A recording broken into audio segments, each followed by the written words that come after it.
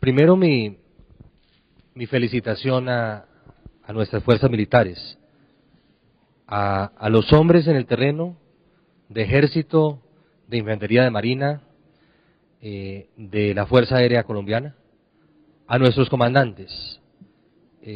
Ayer mismo la reacción fue inmediata y fuerte con todas las tropas que tenemos en esa región de nuestro país. Hay que decir que es una región apartada, inhóspita, en las profundidades de esas llanuras del departamento del Bichada. Hay una gran riqueza petrolera que está siendo explorada, regiones donde prácticamente la única fuente de empleo es la que se está procurando alrededor de estas exploraciones petroleras. Por eso ustedes ven la naturaleza de los secuestrados. Fueron 11, 12 indígenas, unos 7 u 8 vaquianos especialistas de la zona en esta clase de actividades, 3 colonos de Puerto Príncipe, en fin, gente humilde, trabajando en estas tareas de exploración, que hacían parte de un grupo más grande. El grupo era de 48, que estaban en esa zona, en ese campamento específico. Salieron 25 a explorar, protegidos por el ejército. Los otros 23 se quedaron allí, protegidos por el ejército. Y cuando las tropas que los estaban cuidando salen a hacer un reconocimiento, no llega una masa de la guerrilla de las FARC, llegan 3 guerrilleros de las FARC. Y aprovechan esa circunstancia de que las tropas habían ido 1 o 2 kilómetros a hacer ese reconocimiento para sacarlos, y sacarlos a todos para que nadie denuncie, temiendo justamente la reacción de nuestras fuerzas militares. A las 3 horas nos damos cuenta cuando uno de estos indígenas, de estos secuestrados, logra escaparse y nos cuenta lo que está ocurriendo. Inmediatamente se activa una operación con las unidades que teníamos allí disponibles. Se logran hacer los cierres que garantizan que no se alejen demasiado del sitio donde ocurrió el secuestro. Y lo siguiente es tomar la decisión al más alto nivel. El comandante general, el almirante Celi, toma la decisión de enviar nuevas tropas de otras regiones a esta parte de nuestro país. La decisión también de incorporar a la Fuerza Aérea en las tareas de búsqueda, con aviones de reconocimiento y con aviones y helicópteros que nos permiten intensificar estas operaciones. Insertamos tropas con mayor capacidad tecnológica para operar en la noche, y se dispone que el propio comandante del ejército, el general Alejandro Navas, se traslade a la zona. Ayer apenas terminamos la reunión del alto mando en mi oficina, hacia las 9 de la noche viaja a la zona y se pone él personalmente al frente de las operaciones en el terreno. Unas operaciones donde participan tropas de ejército, de infantería de marina, de fuerza aérea, con poder aéreo, con capacidad tecnológica para operar en la noche, en tierra, en los ríos y en el aire. Una gran presión sobre este grupo de guerrilleros y en persecución de ellos y de los secuestrados, y toda esa presión combinada, lo que yo he dicho, en la noche de ayer y en la madrugada de hoy, estos terroristas sintieron que se les vino el mundo encima. Toda esa presión combinada condujo a la liberación y al rescate sanos y salvos en la madrugada de hoy de un primer grupo de 19. Ellos nos contaron que había 2 más que estaban escondidos. No se los conté a ustedes inicialmente porque no quería poner en riesgo la seguridad de estos 2 que se habían fugado también, que habían logrado su libertad, pero podían ser también vueltos a secuestrar por estos bandidos. Y unos minutos después recibí la buena noticia de que estos 2 también habían sido ya tomados por nuestros hombres y estaban en condiciones de seguridad adecuadas. Esta es la historia un poco paso a paso de lo que ocurrió. Seguimos en la persecución de los secuestradores. Sigue todavía uno de los secuestrados en poder de esos secuestradores, y es nuestra obsesión lograr su libertad. Me han preguntado sobre la naturaleza de esta operación, si rescate o liberación por presión de las tropas. Yo tengo que decirles que una operación como esta es una operación muy especial. Es una operación donde la primera prioridad es la vida de los secuestrados. Y la segunda es lograr su libertad. Pero la vida siempre, la vida de ellos, y eso nos impone restricciones. Eso nos impone unos protocolos especiales que están demostrando ser muy eficaces. Yo les recuerdo, el presidente Santos estaba el sábado pasado en un consejo de prosperidad en Popayán, y simultáneamente se estaba presentando un secuestro de un ganadero en el departamento del Cauca.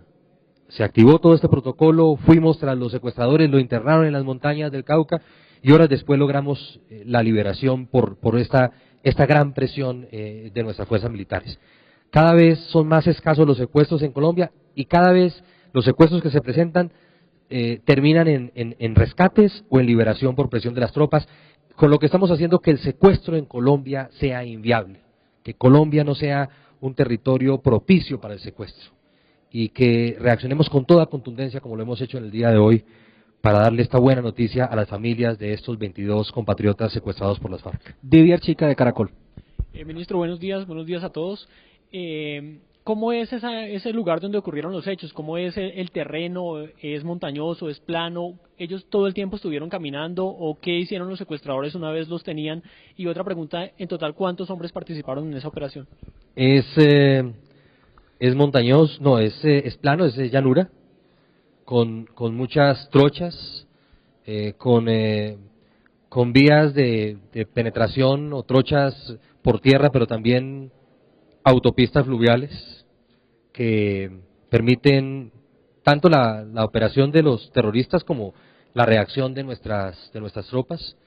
Es un terreno donde hay muchos campos de exploración al servicio de la industria petrolera. De hecho, anoche, como parte de la reacción, en varios de esos campos teníamos la plena custodia y medidas de seguridad protegiendo a más de 400 trabajadores en esos campos de exploración en distintas zonas.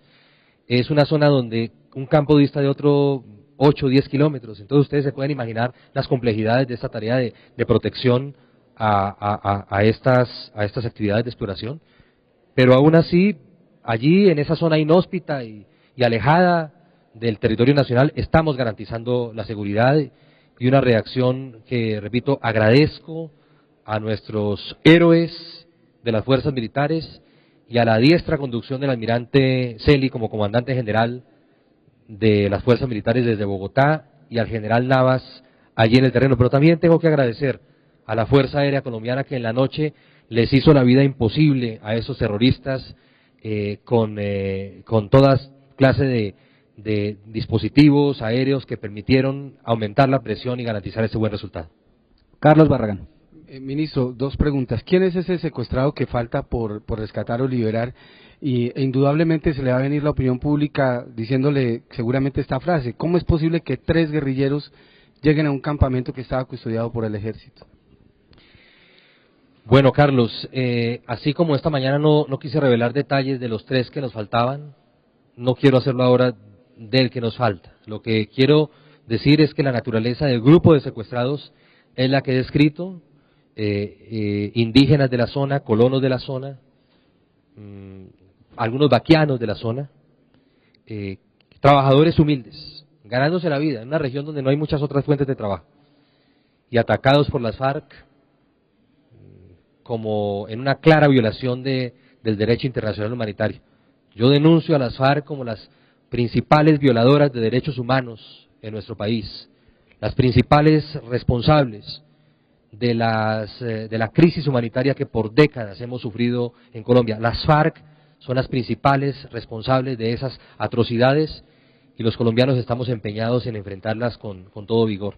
Ahora, lo que tengo que decir también es que en esta región específicamente, gracias a la presencia de nuestras tropas, se ha venido debilitando la presencia de las FARC.